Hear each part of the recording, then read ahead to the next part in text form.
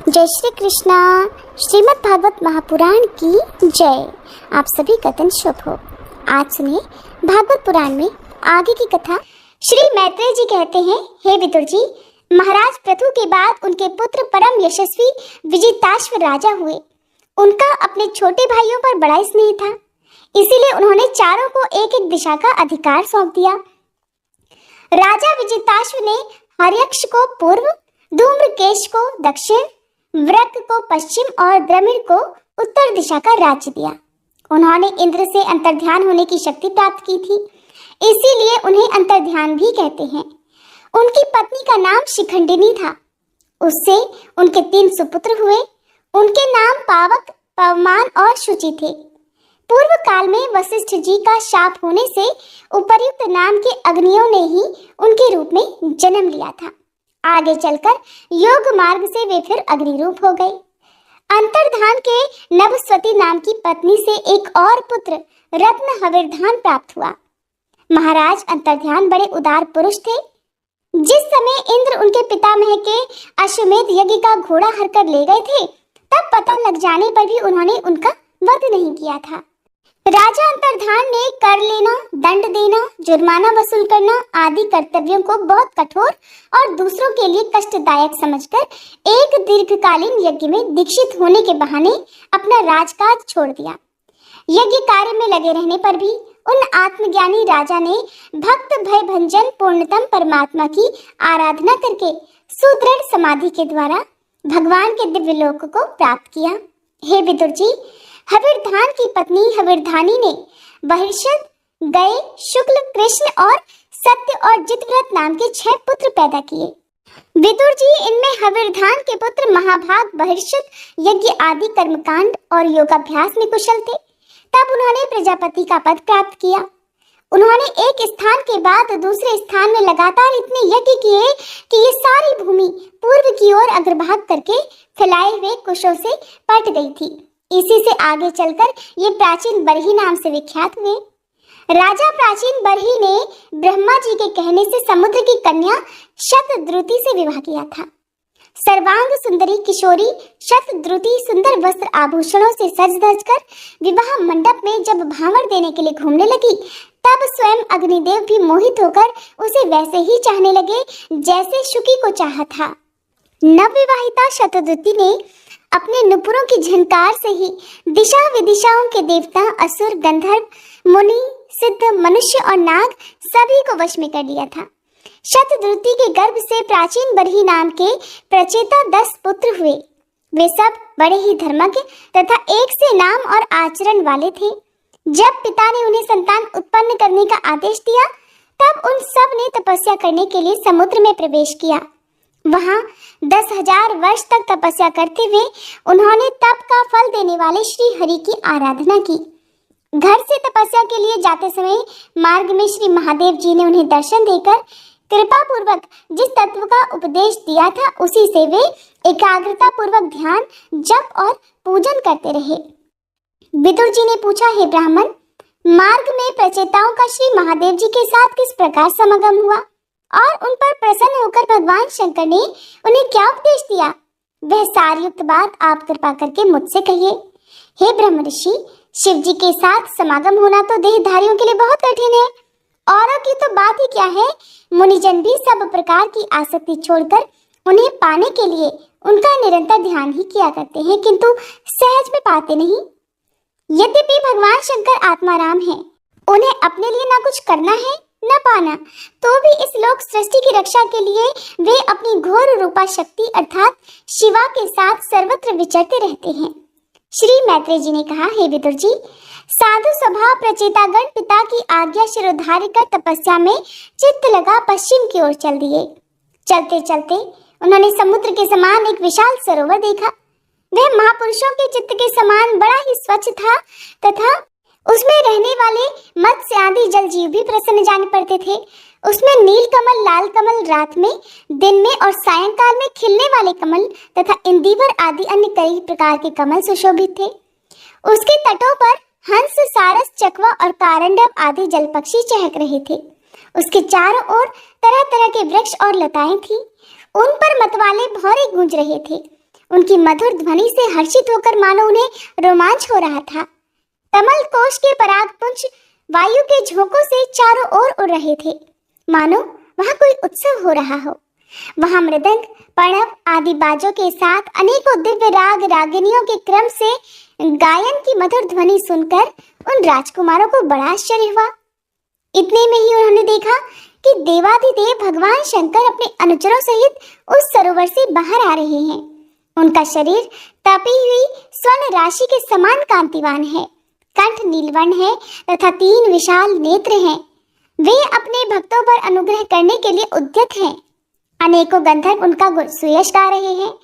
उनका सहसा दर्शन पाकर प्रचेताओं को बड़ा कौतूहल हुआ और उन्होंने शंकर जी के चरणों में प्रणाम किया। तब शरणागत भयहारी धर्मवत्सल भगवान शंकर ने अपने दर्शन से प्रसन्न हुए उन धर्मज्ञ और शील संपन्न राजकुमारों से प्रसन्न होकर कहा, तुम लोग राजा प्राचीन बरही के पुत्र हो, तुम्हारा कल्याण हो। तुम जो कुछ भी करना चाहते हो वो मुझे भी मालूम है। इस समय तुम लोगों पर कृपा करने के लिए ही मैंने तुम्हें इस प्रकार दर्शन दिया है। जो व्यक्ति अव्यक्त प्रकृति तथा जीव संज्ञक पुरुष इन दोनों के नियामक भगवान वासुदेव की साक्षात शरण लेता है वह मुझे परम प्रिय है। अपने वर्णाश्रम धर्म का भली भांति पालन करने वाला पुरुष 100 जन्म के बाद ब्रह्मा के पद को प्राप्त होता है और इससे भी अधिक पुण्य होने पर वह मुझे प्राप्त होता है। परंतु जो भगवान का अनन्य भक्त है वह तो मृत्यु के बाद ही सीधे भगवान विष्णु के उस सर्व प्रपंचातीत परम पद को प्राप्त हो जाता है, जिसे रुद्र रूप में स्थित मैं तथा अन्य अधिकारिक देवता अपने अपने अधिकार की समाप्ति के बाद प्राप्त करेंगे। तुम लोग भगवत भक्त होने के नाते मुझे भगवान के समान ही प्रिय हो। इसी प्रकार भगवान के भक्तों को भी मुझसे बढ़कर और कोई कभी प्रिय नहीं होता। अब मैं तुम्हें एक बड़ा ही पवित्र, मंगलमय और कल्याणकारी स्तोत्र सुनाता हूँ। इसका तुम लोग शुद्ध भाव से जप करना। श्री मैत्रेय जी कहते हैं, तब नारायण परायण करुणा हृदय भगवान शिव ने अपने सामने हाथ जोड़ खड़े हुए उन राजपुत्रों को यह स्तोत्र सुनाया।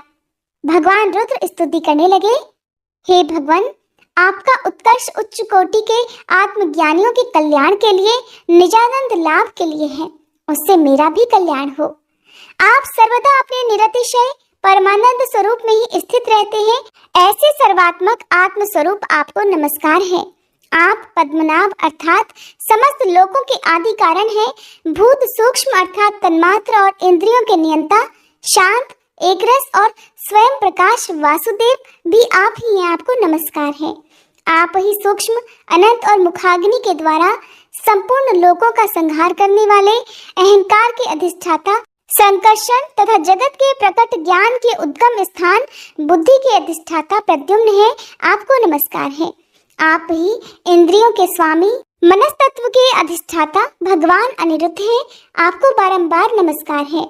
आप अपने तेज से जगत को व्याप्त करने वाले सूर्य देव हैं। पूर्ण होने के कारण आप में वृद्धि और क्षय नहीं होता। आपको नमस्कार है। आप स्वर्ग और मोक्ष के द्वार तथा निरंतर पवित्र हृदय में रहने वाले हैं। आपको नमस्कार है। आप ही स्वर्ण रूप, वीर्य से युक्त और चातुर्होत्र कर्म के साधन तथा विस्तार करने वाले अग्निदेव हैं। आपको नमस्कार है। आप पितर और देवताओं के पोषक सोम हैं तथा तीनों वेदों के अधिष्ठाता हैं। हम आपको नमस्कार करते हैं। आप ही समस्त प्राणियों को तृप्त करने वाले सर्वरस अर्थात जल रूप हैं। आपको नमस्कार है। आप समस्त प्राणियों के देह, पृथ्वी और विराट स्वरूप हैं तथा त्रिलोकी की रक्षा करने वाले मानसिक, ऐन्द्रिक और शारीरिक शक्ति स्वरूप वायु अर्थात प्राण है। आपको नमस्कार है। आप ही अपने गुण शब्द के द्वारा समस्त पदार्थों का ज्ञान कराने वाले तथा बाहर भीतर का भेद कराने वाले आकाश हैं तथा आप ही महान पुण्यों से प्राप्त होने वाले परम तेजोमय स्वर्ग, वैकुंठ आदि लोक हैं। आपको पुनः पुनः नमस्कार है। आप पितृलोक की प्राप्ति कराने वाले, प्रवृत्ति कर्म रूप और देवलोक की प्राप्ति के साधन निवृत्ति कर्म रूप है तथा आप ही अधर्म के फल रूप दुखदायक मृत्यु है। आपको नमस्कार है। हे नाथ, आप ही पुराण पुरुष तथा सांख्य और योग के अधीश्वर भगवान श्री कृष्ण हैं। आप सभी प्रकार की कामनाओं की पूर्ति के कारण साक्षात मंत्र मूर्ति और महान धर्म स्वरूप है। आपकी ज्ञान शक्ति किसी भी प्रकार कुंठित होने वाली नहीं है। आपको नमस्कार है, नमस्कार है। आप ही कर्ता, करण और कर्म तीनों शक्तियों के एकमात्र आश्रय हैं। आप ही अहंकार के अधिष्ठाता रुद्र हैं। आप ही ज्ञान और क्रिया स्वरूप हैं तथा आपसे ही परा, पश्चंती, मध्यमा और वैखरी 4 प्रकार की वाणी की अभिव्यक्ति होती है। आपको नमस्कार है। हे प्रभु, हमें आपके दर्शनों की अभिलाषा है, अतः आपके भक्तजन जिसका पूजन करते हैं और जो आपके निज जनों को अत्यंत प्रिय है, अपने उस अनूप रूप की आप हमें झांकी कराइए। आपका वह रूप अपने गुणों से समस्त इंद्रियों को तृप्त करने वाला है। वह वर्षाकालीन मेघ के समान स्निग्ध, श्याम और संपूर्ण सौंदर्यों का सार सर्वस्व है। सुंदर 4 विशाल भुजाएं, महामनोहर मुखारविंद, कमल दल के समान नेत्र, सुंदर भौहें, सुगढ़ नासिका, मनमोहिनी दंत पंक्ति, अमोल कपोल युक्त मनोहर मुखमंडल और शोभाशाली समान कर्ण युगल है। प्रीतिपूर्ण उन्मत्त हास्य, तिरछी चितवन, काली काली घुंघराली अलके, कमल कुसुम की केसर के समान फहराता हुआ पीतांबर, झिलमिलाते हुए कुंडल, चमचमाते हुए मुकुट, तंकड़, हार, नुपुर और मेखला आदि विचित्र आभूषण तथा शंख, चक्र, गदा, पद्म, वनमाला और कौस्तुभ मणि के कारण उसकी अपूर्व शोभा है। उसके सिंह के समान स्थूल कंधे हैं जिन पर हार, केयूर और कुंडल आदि की कांति झिलमिलाती रहती है तथा कौस्तुभ मणि की कांति से सुशोभित मनोहर ग्रीवा है। उसका श्यामल वक्ष स्थल श्री वत्स चिन्ह के रूप में लक्ष्मी जी का नित्य निवास होने के कारण कसौटी की शोभा को भी मात करता है। उसका त्रिवली से सुशोभित पीपल के पत्ते के समान सुडौल उदर श्वास के आने जाने से हिलता हुआ बड़ा ही मनोहर जान पड़ता है। उसमें जो भंवर के समान चक्करदार नाभि है वो इतनी गहरी है कि उससे उत्पन्न हुआ ये विश्व मानो फिर उसी में लीन होना चाहता है। श्यामवर्ण कटिभाग में पीतांबर और स्वर्ण की मेखला शोभायमान है। समान और सुंदर चरण, पिंडली, जांघ और घुटने के कारण आपका दिव्य विग्रह बड़ा ही सुघड़ जान पड़ता है। आपके चरण कमलों की शोभा शरद ऋतु के कमल दल की कांति का भी तिरस्कार करती है। उनके नखों से जो प्रकाश निकलता है वह जीवों के हृदय अंधकार को तत्काल नष्ट कर देता है। हमें आप कृपा करके भक्तों के भयहारी और आश्रय स्वरूप उसी रूप का दर्शन कराइए। जगत गुरु, हम अज्ञानावृत प्राणियों को अपनी प्राप्ति का मार्ग बतलाने वाले आप ही हमारे गुरु हैं। हे प्रभु, चित्त की शुद्धि की अभिलाषा रखने वाले पुरुष को आपके इस रूप का निरंतर ध्यान करना चाहिए। इसकी भक्ति ही स्वधर्म का पालन करने वाले पुरुष को अभय देने वाली है। स्वर्ग का शासन करने वाला इंद्र भी आपको ही पाना चाहता है तथा विशुद्ध आत्मज्ञानियों की गति भी आप ही हैं। इसी प्रकार आप सभी देहधारियों के लिए अत्यंत दुर्लभ हैं। केवल भक्तिमान पुरुष ही आपको प्राप्त कर सकते हैं। सत्पुरुषों के लिए भी दुर्लभ अनन्य भक्ति भाव से भगवान को प्रसन्न करके, जिनकी प्रसन्नता किसी अन्य साधना से भी दुस्साध्य है, ऐसा कौन होगा जो उनके चरण तल के अलावा और कुछ भी चाहेगा। जो काल अपने अदम्य उत्साह और पराक्रम से फड़कती हुई भौं के इशारे से सारे संसार का संहार कर डालता है, वो भी आपके चरणों की शरण में गए हुए प्राणी पर अपना अधिकार नहीं मानता। ऐसे भगवान के प्रेमी भक्तों का यदि आधे क्षण के लिए भी समागम हो जाए तो उसके सामने मैं स्वर्ग और मोक्ष को भी कुछ नहीं समझता। फिर मृत्युलोक के तुच्छ भोगों की तो बात ही क्या है। हे प्रभु, आपके चरण संपूर्ण पाप राशि को हर लेने वाले हैं। हम तो केवल यही चाहते हैं कि जिन लोगों ने आपकी कीर्ति और तीर्थ अर्थात गंगा जी में आंतरिक और बाह्य स्नान करके मानसिक और शारीरिक दोनों प्रकार के पापों को धो डाला है और जो जीवों के प्रति दया, राग, द्वेष रहित चित्त तथा सरलता आदि गुणों से युक्त हैं, उन आपके भक्तजनों का संग हमें सदा प्राप्त होता रहे। यही हम पर आपकी बड़ी कृपा होगी। जिस साधक का चित्त भक्ति योग से अनुग्रहित और विशुद्ध होकर न तो बाह्य विषयों में भटकता है और न अज्ञान गुहा रूप प्रकृति में ही लीन होता है, वह अनायास ही आपके स्वरूप का दर्शन पा जाता है, जिसमें ये सारा जगत दिखाई देता है और जो स्वयं संपूर्ण जगत में भास रहा है, वह आकाश के समान विस्तृत और परम प्रकाशमय ब्रह्म तत्व आप ही हैं। हे भगवान, आपकी माया अनेक प्रकार के रूप धारण करती है। इसी के द्वारा आप इस प्रकार जगत की रचना, पालन और संहार करते हैं जैसे यह कोई सद्वस्तु हो, किंतु इसमें आप में किसी प्रकार का कोई विकार नहीं आता। माया के कारण दूसरे लोगों में ही भेद बुद्धि उत्पन्न होती है। आप परमात्मा पर वह अपना प्रभाव डालने में असमर्थ होती है। आपको तो हम परम स्वतंत्र ही समझते हैं। आपका स्वरूप पंचभूत, इंद्रिय और अंतःकरण के प्रेरक रूप से उपलक्षित होता है। जो कर्म योगी पुरुष सिद्धि प्राप्त करने के लिए तरह तरह के कर्मों द्वारा आपके इस सगुण साकार स्वरूप का श्रद्धा पूर्वक भली भांति पूजन करते हैं, वे ही वेद और शास्त्रों के सच्चे मर्मज्ञ हैं। हे प्रभु, आप ही अद्वितीय आदि पुरुष हैं। सृष्टि के पूर्व आपकी माया शक्ति सोई रहती है, फिर उसी के द्वारा सत्व, रज और तमोगुण गुणों का भेद होता है। इसी के बाद उन्हीं गुणों से महतत्व, अहंकार, आकाश, वायु, अग्नि, जल, पृथ्वी, देवता, ऋषि और समस्त प्राणियों से युक्त इस जगत की उत्पत्ति होती है। हे प्रभु, आपका तत्व ज्ञान प्रत्यक्ष से नहीं, अनुमान से होता है। प्रलय काल उपस्थित होने पर काल स्वरूप आप ही अपने प्रचंड और असह्य वेगों से पृथ्वी आदि भूतों को अन्य भूतों से विचलित कराकर समस्त लोगों का संहार कर देते हैं। जैसे वायु अपने असहनीय और प्रचंड झोंकों से मेघों के द्वारा ही मेघों को तितर बितर करके नष्ट कर डालती है। हे भगवान, ये मोहग्रस्त जीव प्रमादवश हर समय से चिंता में रहता है कि अमुक कार्य करना है। इसका लोभ बढ़ गया है और इसे विषयों की लालसा हर समय बनी रहती है, किंतु आप सदा ही सजग रहते हैं। भूख से जीभ लपलपाता हुआ सर्प जैसे चूहे को चटकर जाता है, ठीक उसी तरह आप अपने काल स्वरूप से उसे सहसा लील जाते हैं। आपकी अवहेलना करने के कारण अपनी आयु को व्यर्थ मानने वाला ऐसा कौन विद्वान होगा जो आपके चरण कमलों को बिसारेगा? इनकी पूजा तो काल की आशंका से ही हमारे पिता ब्रह्मा जी और स्वयंभू आदि 14 मनुओं ने भी बिना कोई विचार किए केवल श्रद्धा से ही की थी।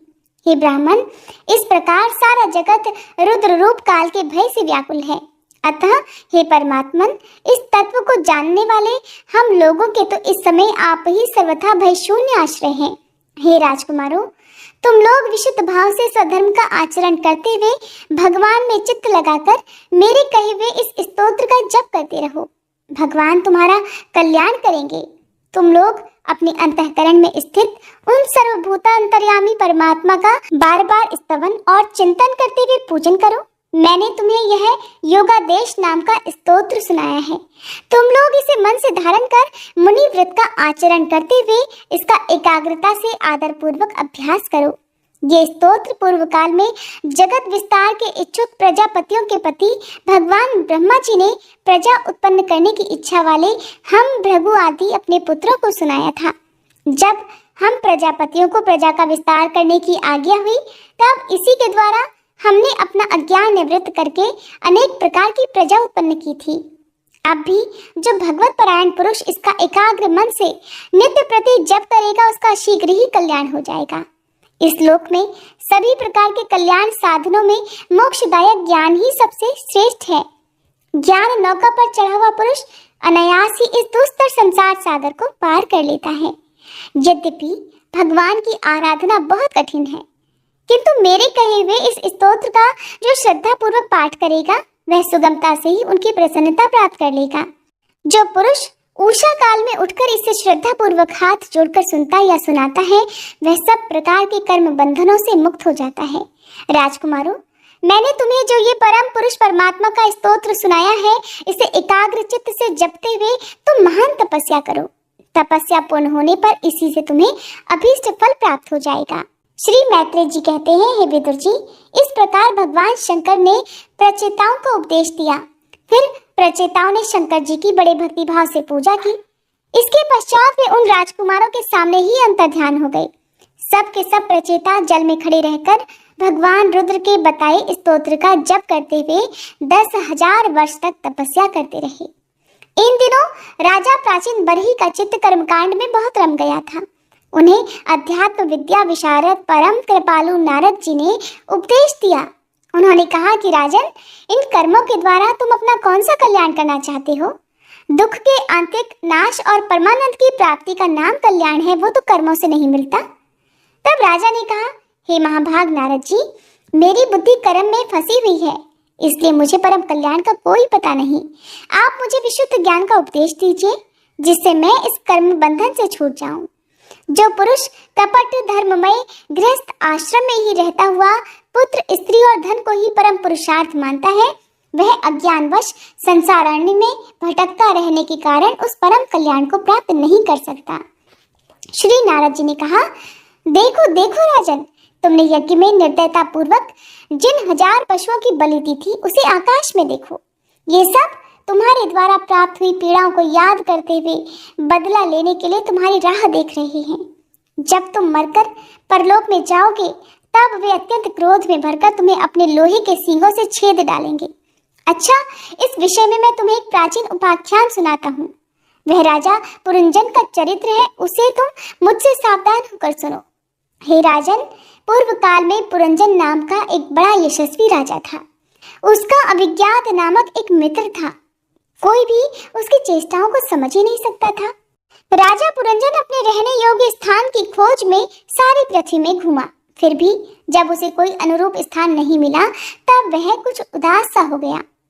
उसे तरह तरह के भोगों की लालसा थी। उन्हें भोगने के लिए उसने संसार में जितने भी नगर देखे, उनमें उसे कोई भी ठीक नहीं लगा।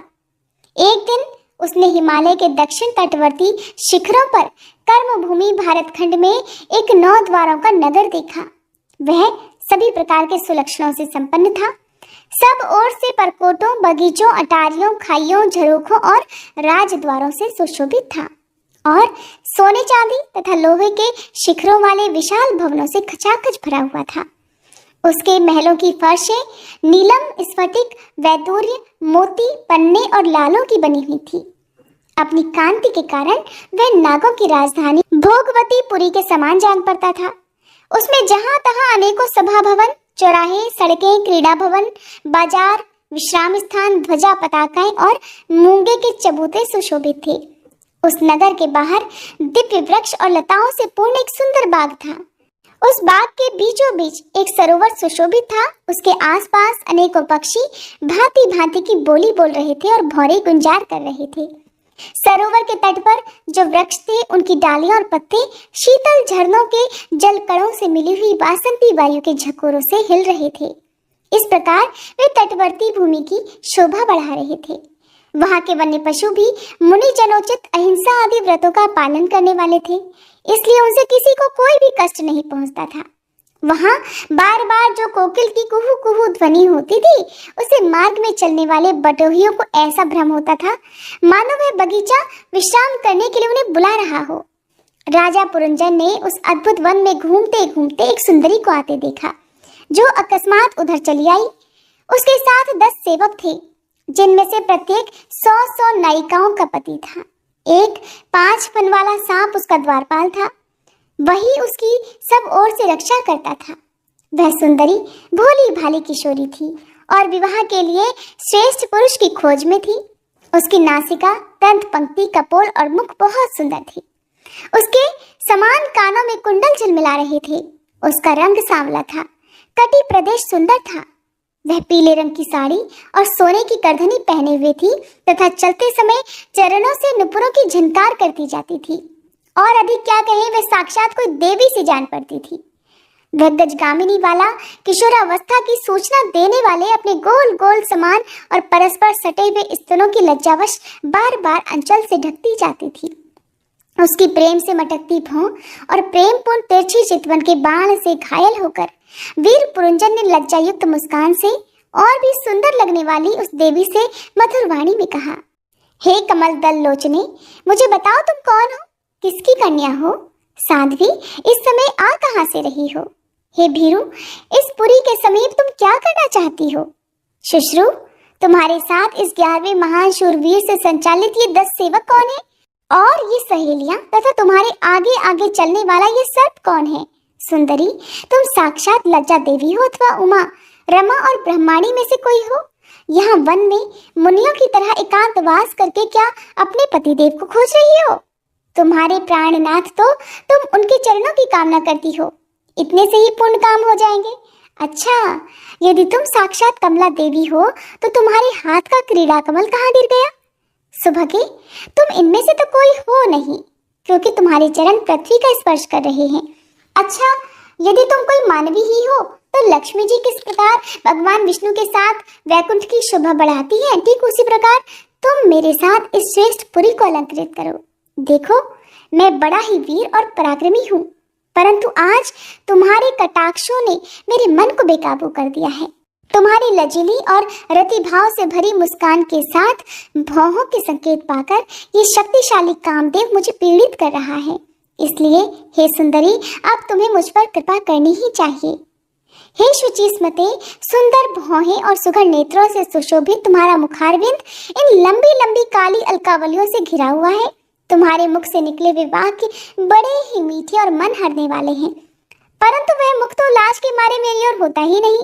जरा ऊंचा करके अपने उस सुंदर मुखड़े का मुझे दर्शन तो कराओ। श्री नारद जी ने कहा, हे वीरवर, जब राजा पुरंजन ने अधीर से होकर इस प्रकार याचना की तब उस बाला ने भी हंसते हुए उसका अनुमोदन किया। वो भी राजा को देखकर मोहित हो चुकी थी। कहने लगी, हे नरश्रेष्ठ, हमें अपने उत्पन्न करने वाले का ठीक ठीक पता नहीं है और ना हम अपने या किसी दूसरे के नाम या गोत्र को ही जानते हैं। वीरवर, आज हम सब इस पुरी में हैं, इसके सिवा मैं और कुछ नहीं जानती। मुझे इसका भी पता नहीं है कि हमारे रहने के लिए ये पुरी किसने बनाई है। प्रियवर, ये पुरुष मेरे सखा और स्त्रियां मेरी सहेलियां हैं, तथा जिस समय मैं सो जाती हूँ ये सर्प जागता हुआ इस पुरी की रक्षा करता रहता है। शत्रुदमन, आप यहाँ पधारे, ये मेरे लिए सौभाग्य की बात है। आपका मंगल हो। आपको विषय भोगों की इच्छा है, उसकी पूर्ति के लिए मैं अपने साथियों सहित सभी प्रकार के भोग प्रस्तुत करती रहूंगी। प्रभु, इस 9 द्वारों वाली पुरी में मेरे प्रस्तुत किए हुए इच्छित भोगों को भोगते हुए आप सैकड़ों वर्षों तक निवास कीजिए। भला आपको छोड़कर मैं और किसके साथ रमण करूंगी? दूसरे लोग तो ना रति सुख को जानते हैं, ना विहित भोगों को ही भोगते हैं, ना परलोक का ही विचार करते हैं और न कल क्या होगा इसका ही ध्यान रखते हैं। अतएव पशु तुल्य हैं। अहो, इस लोक में गृहस्थ आश्रम में ही धर्म, अर्थ, काम, संतान सुख, मोक्ष, सुयश और स्वर्ग आदि दिव्य लोकों की प्राप्ति हो सकती है। संसार त्यागी यतिजन तो इन सब की कल्पना भी नहीं कर सकते। महापुरुषों का कहना है कि इस लोक में पितर, देव, ऋषि, मनुष्य तथा संपूर्ण प्राणियों की और अपने भी कल्याण का आश्रय एकमात्र गृहस्थ आश्रम ही है।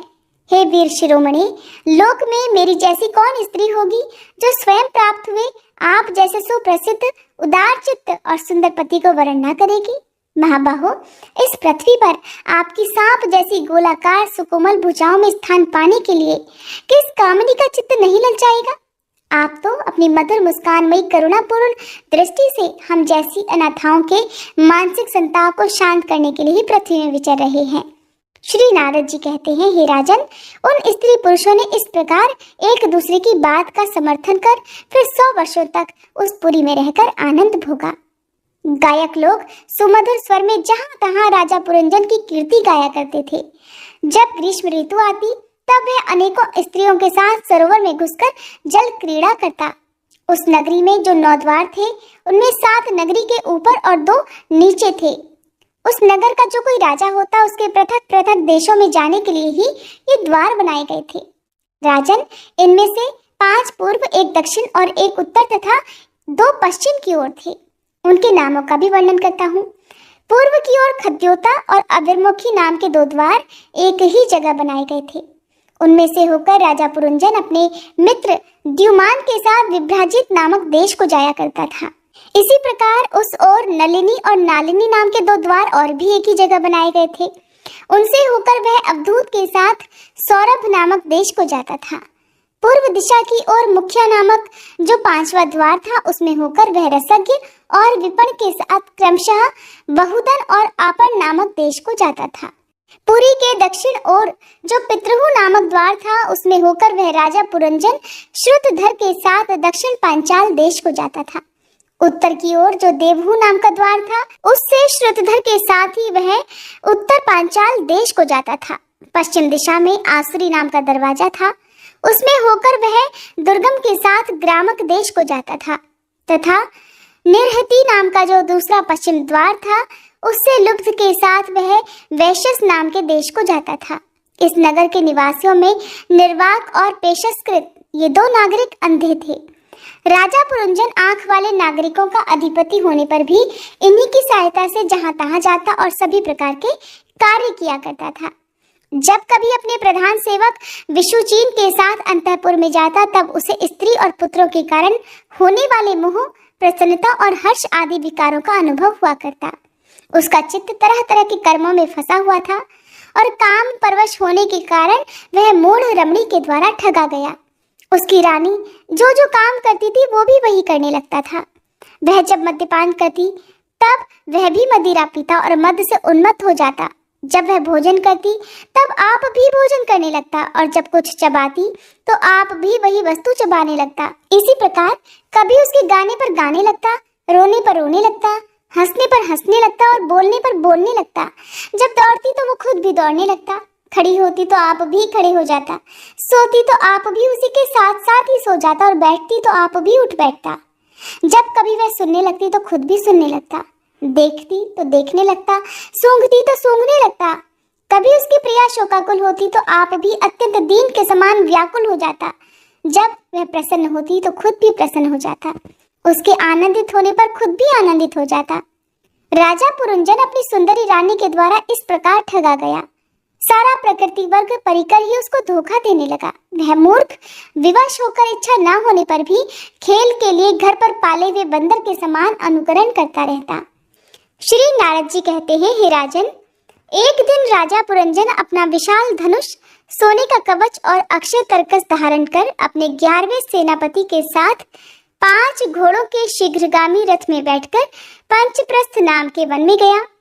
उस रथ में 2 ईशादंड, 2 पहिए, 1 धुरी, 3 ध्वजदंड, 5 डोरियां, 1 लगाम, 1 सारथी, 1 बैठने का स्थान, 2 जुए, 5 आयुध और 7 आवरण थे। वह 5 प्रकार की चालों से चलता था तथा उसका साज बाज सब कुछ सुनहरा था। यद्यपि राजा के लिए अपनी प्रिया को क्षण भर के लिए छोड़ना भी कठिन था, किंतु उस दिन उसे शिकार का ऐसा शौक लगा कि उसकी भी परवाह नहीं कर वह बड़े गर्व से धनुष बाण चढ़ाकर आखेट करने लगा। इस समय आसुरी वृत्ति बढ़ जाने से उसका चित्त बड़ा कठोर और दयाशून्य हो गया था। इस कारण उसने अपने तीखे बाणों से बहुत से निर्दोष जंगली जानवरों का वध कर डाला। जिसकी मांस में अत्यधिक आसक्ति हो वह राजा केवल शास्त्र प्रदर्शित कर्मों के लिए वन में जाकर अनिषिद्ध पशुओं का वध करे, लेकिन व्यर्थ पशु हिंसा न करे। शास्त्र इस प्रकार उच्छृंखल प्रवृत्ति को नियंत्रित करता है। हे राजन, जो विद्वान इस प्रकार शास्त्र नियत कर्मों का आचरण करता है वह उस कर्मानुष्ठान से प्राप्त हुए ज्ञान के कारणभूत कर्मों में लिप्त नहीं होता। नहीं तो मनमाना कर्म करने से मनुष्य अभिमान के वशीभूत होकर कर्मों में बंध जाता है तथा गुण प्रवाह रूप संसार चक्र में पड़कर विवेक बुद्धि के नष्ट हो जाने से अधम योनियों में जन्म लेता है। पुरंजन के तरह तरह के पंखों वाले बाणों से छिन्न भिन्न होकर अनेकों जीव बड़े कष्ट के साथ प्राण त्यागने लगे। उसका वह निर्दयतापूर्ण जीव संहार देखकर सभी दयालु पुरुष बड़े दुखी हुए, वे इसे सह नहीं सके। इस प्रकार वह खरगोश, सुअर, भैंसे, नीलगाय, कृष्णमृग, शाही तथा और भी बहुत से मेधी पशुओं का वध करते करते राजा पुरंजन बहुत थक गया। तब वह भूख प्यास से अत्यंत शिथिल होकर राजमहल में वापस आ गया।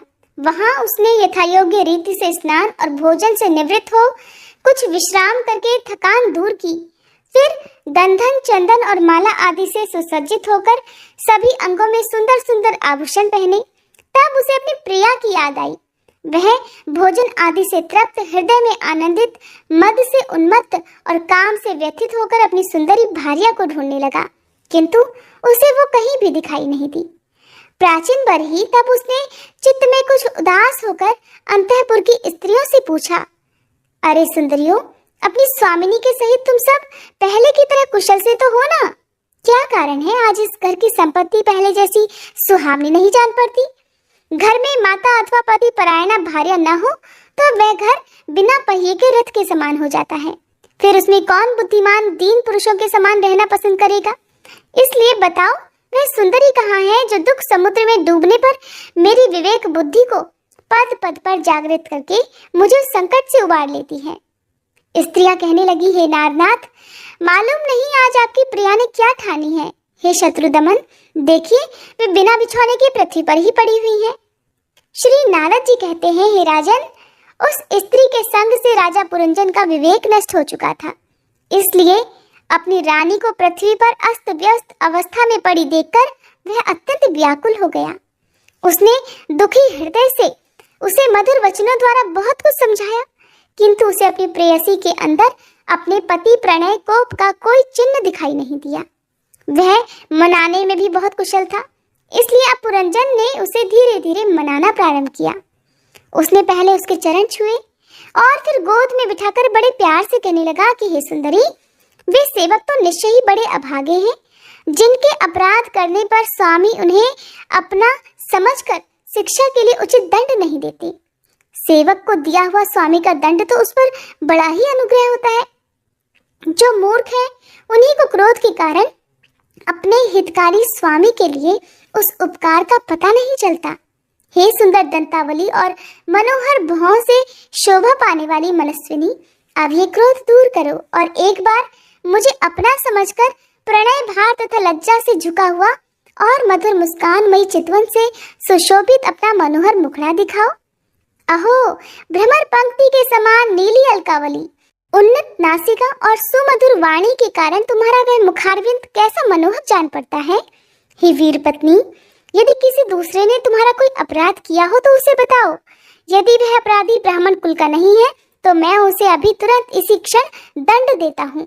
मुझे तो भगवान के भक्तों को छोड़कर त्रिलोकी में अथवा उससे बाहर कोई भी ऐसा नहीं दिखाई देता जो तुम्हारा अपराध करके निर्भय और आनंद पूर्वक रह सके। प्रिय, मैंने आज तक तुम्हारा मुख कभी तिलकहीन, उदास, मुरझाया हुआ, क्रोध के कारण डरावना, कांतिहीन और स्नेहशून्य नहीं देखा, और न कभी तुम्हारे सुंदर स्तनों को ही शोकाश्रुओं से भीगा तथा बिंबा फल सदृश अधरों को स्निग्ध केसर की लाली से रहित देखा है। मैं व्यसनवश तुमसे बिना पूछे शिकार खेलने चला गया, इसलिए अवश्य अपराधी हूँ। फिर भी अपना समझकर तुम मुझ पर प्रसन्न हो जाओ।